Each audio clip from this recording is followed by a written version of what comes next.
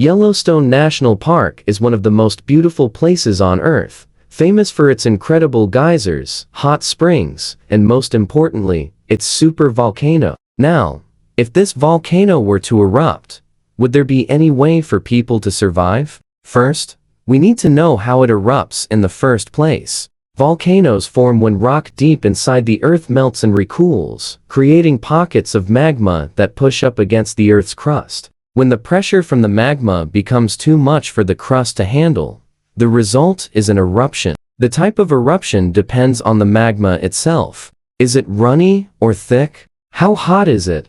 How quickly is it flowing? All of these factors play a role. The official name of Yellowstone's volcano is the Yellowstone caldera system. It actually consists of 3 different calderas, which is just a fancy term for a basin that forms after a large volcanic eruption. These calderas are the result of 3 massive eruptions in the past. So massive, in fact, that each was over 1,000 times more powerful than the eruption of Mount St. Helens in 1980. And scientists agree that it will happen again. But before we get into how people could survive such an eruption, let's take a quick look at what makes Yellowstone's volcano so special in the first place. Yellowstone's supervolcano isn't just one volcano. It's actually a whole system of interconnected magma chambers that stretch for miles below the ground. These chambers are filled with molten rock called magma, which is constantly churning and boiling. And as the magma chambers fill up, the pressure cooker effect increases until the crust can no longer contain it, and an eruption occurs.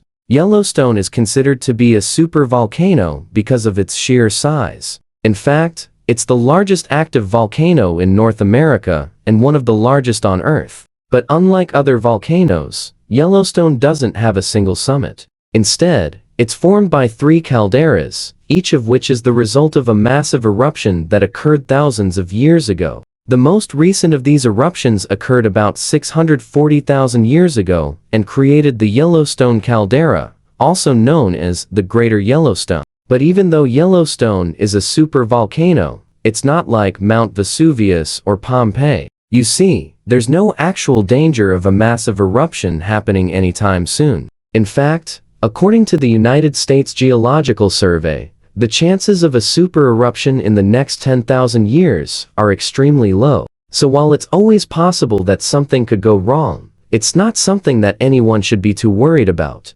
Instead, the real danger comes from the smaller eruptions that occur more frequently. For example, in August of 2020, a small earthquake triggered a steam explosion at the Norris Geyser Basin in Yellowstone National Park. This wasn't a super eruption, but it was still powerful enough to send a plume of steam and debris more than 100 feet into the air. So even though a major eruption is unlikely, smaller ones can and do happen, which brings us back to the original question: how could humans survive Yellowstone's next eruption? Well, the first step is to be aware of the signs. In the days leading up to an eruption, there may be increased seismic activity, changes in the shape of the ground, and even slight changes in the elevation of the land. All of these could indicate that an eruption is imminent. And the best way to monitor them is by using a combination of satellites, seismometers, and GPS stations. Satellites can track changes in the shape of the ground and the elevation of the land.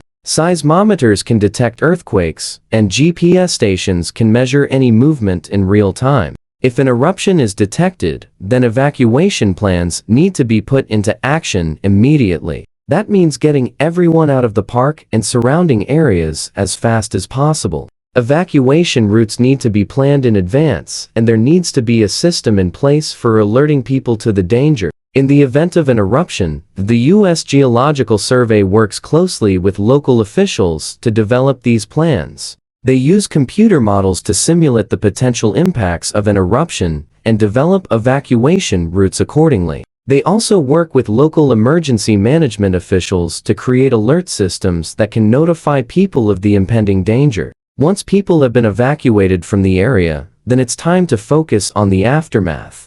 An eruption at Yellowstone would cause widespread damage, including the destruction of buildings, roads, and bridges. There would also be widespread power outages and disruptions to essential services such as water and sewage. There would also be significant environmental impacts due to the release of ash and gases into the atmosphere. All of this means that there would be a huge cleanup effort required after an eruption. In fact, the cleanup after the 1980 eruption of Mount St. Helens in Washington state cost over $100 million in today's money. And that was just a small fraction of the damage caused by the Yellowstone Supervolcano. Crews would need to clear roads and buildings, restore power and water services, and monitor the environment for contamination. In the aftermath of an eruption, they would also need to deal with the influx of tourists who would come to see the damage. Yellowstone National Park is one of the most popular tourist destinations in the United States.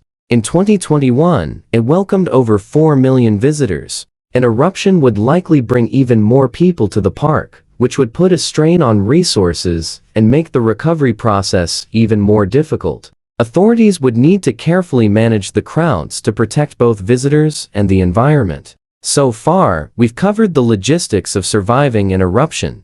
But what about the science? What would actually happen during an eruption, and how could people protect themselves? When Yellowstone erupts, it won't be like anything we've ever seen before. The entire park would be covered in a thick layer of ash, and the surrounding states would be shrouded in darkness for weeks. Pyroclastic flows and mudslides would race down the sides of the caldera, and everything living in their path would be incinerated. People caught outside would be met with temperatures reaching 700 degrees Fahrenheit, hot enough to burn human flesh in just under a second. Even if you managed to find shelter, you would need to be prepared for the next wave of intense heat as temperatures rise and oxygen levels drop, making breathing incredibly difficult. If you're indoors, you should stay away from windows and doors.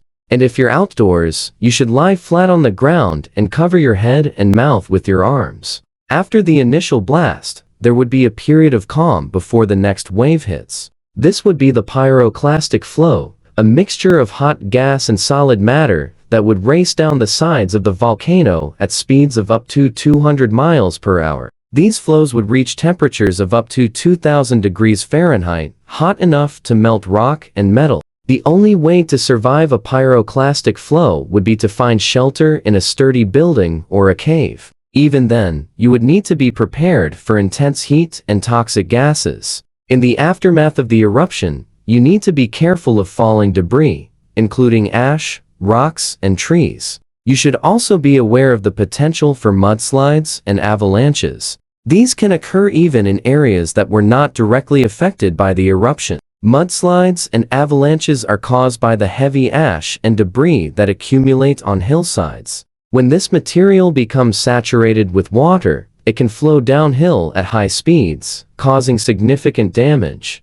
You need to be aware of the potential for looting and civil unrest. In the aftermath of a disaster, some people may engage in looting and other criminal activities. It's important to stay aware of your surroundings and to avoid areas where these activities may be taking place. You should also be prepared to defend yourself if necessary. Lastly, you need to be aware of the potential for disease outbreaks. In the aftermath of a disaster, there is a potential for disease outbreaks due to factors such as contaminated water, lack of medical care, and overcrowding. It's important to practice good hygiene, such as washing your hands regularly and avoiding contact with sick individuals. You should also be prepared to evacuate if necessary. Surviving Yellowstone's supervolcanic eruption would be a challenge, but by being prepared and following these tips, you can increase your chances of survival. Remember to stay informed, have a plan in place, protect yourself, and be aware of your surroundings. A super eruption at Yellowstone would be a catastrophic event, but by being prepared, you can make sure you're ready for anything. Now watch what really happens to your body after you die, or check out this video instead.